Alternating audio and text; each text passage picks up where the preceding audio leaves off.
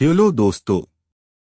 आज हम stock market investing से related book how I made $2 million in the stock market की chapter wise video की series को कंटिन्यू करने वाले हैं और हम इसके चैप्टर 2 की स्टोरी देखेंगे जिसका नाम है एंटरिंग द वॉल स्ट्रीट।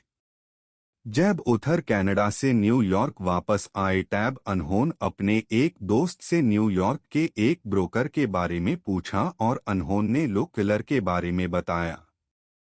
उथर ने किलर को बुलाया और अपनी जरूरतें उन्हें बता दी। किलर ने उनसे कुछ पेपर साइन करके बोला कि अब आप हमारी ब्रोकरेज फर्म में अपना अकाउंट खुलवा लीजिए।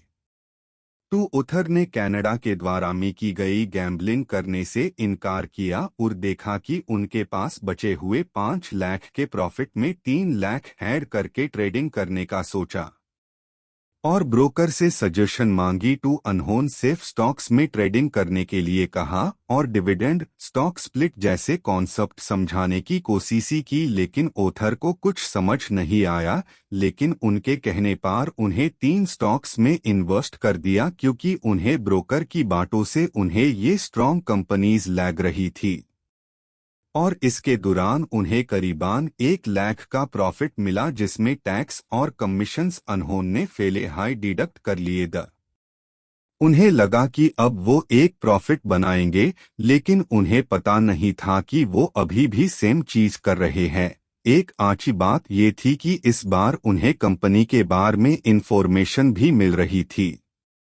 कुछ समय बाद ओथर के 8 लाख बढ़कर 12 लाख बन गए द ओथर इस दौरान ब्रोकर को करीबन दिन में 20 बार से ज्यादा फोन करते दी और जैसे हाई कोई नई कंपनी का शेयर मार्केट में आता तो वो उससे खरीद लेते। इसके बाद के 10 डील्स में उन्हें कोई प्रॉफिट नहीं हुआ, लेकिन जो इंसान इसके दौरान पैसे कमा रहा था वो था ओथर का ब्रोकर, जिसने इन 10 डील्स के दौरान करीबन 17,000 रुपए कमाए द एक दिक्कत ये थी कि ब्रोकर की आधी बातें उन्हें समझ नहीं आती थी, जिसे सॉल्व करने के लिए अनहोन न्यूज़पेपर का फाइनेंशियल सेक्शन और इन्वेस्टिंग से रिलेटेड बुक्स पढ़ना चालू कर दिया। इसके बाद उन्हें इन्वेस्टिंग के बहुत से टर्म्स समझ में आने लगे। इसके बाद अनहोन एक और ब्रिलंट जैसे कंपनी खोजने की सोची। इसके लिए वो पुनी स्टॉक्स देखने लगे और फिर से अनहोन बहुत से सर्विसेज के सब्सक्रिप्शंस ले लिए। जब भी कोई एडवर्टाइजमेंट आती तो वो उसका सब्सक्रिप्शन खरीदने लगते। एक दिन किसी कंपनी ने उन्हें एक स्टॉक के बारे में बताया तो उस कंपनी ने स्टॉक का एनालिसिस करते हुए बताया कि ये स्टॉक अभी 1,000 रुपए का है, लेकिन इसकी असली कीमत करीबन 3,000 रुपए की है। ये देखकर ओथर ने उस कंपनी में पैसे इन्वेस्ट कर दिए। उसके बाद इस कंपनी का शेयर प्राइस धीरे धीरे नीचे जाने लगा और ओथर ने पैनिक होकर ये स्टॉक 500 रुपए की प्राइस पर बेच दिया।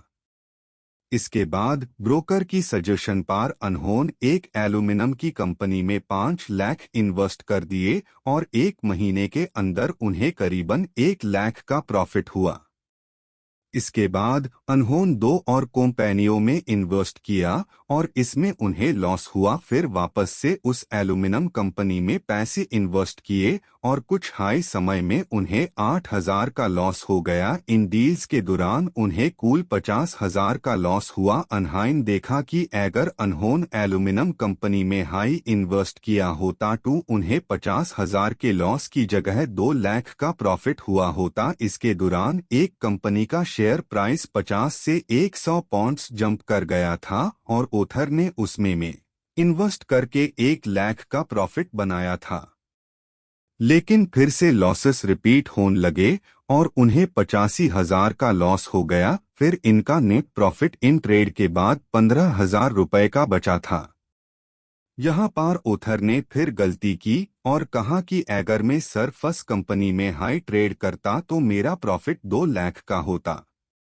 इसके बाद उन्हें सस्ते में खरीदो और महंगे में बेचने की ट्रिक के बारे में पता चला, लेकिन वो सोचने लगे कि मैं सस्ते में कहाँ और कब खरीदो। टैब जाकर उन्हें ओवर द काउंटर मार्केट के बारे में पता चलता है। इस जगह पर वो स्टॉक्स ट्रेड होते हैं जो कि स्टॉक एक्सचेंज में लिस्टेड नहीं होते हैं।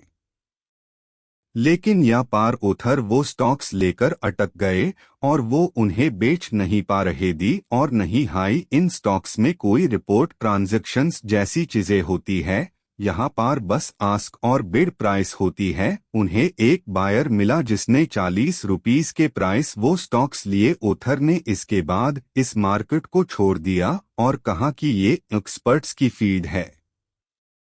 इसके बाद उन्होंने एक और कंपनी के 200 शेयर्स 5 लाख रुपए में खरीद लिए, लेकिन उन्हें पता नहीं था कि वो उस कंपनी ऑल टाइम हाई है, जिसके कारण उन्हें सिर्फ 2 हफ्तों में 1 लाख का लॉस हुआ। इस बार ओथर ने उन शेयर को बेच दिया क्योंकि इसके बाद वो इतना ज्यादा गिर गया था कि ओथर को उससे 2.5 लाख का लॉस हो सकता था।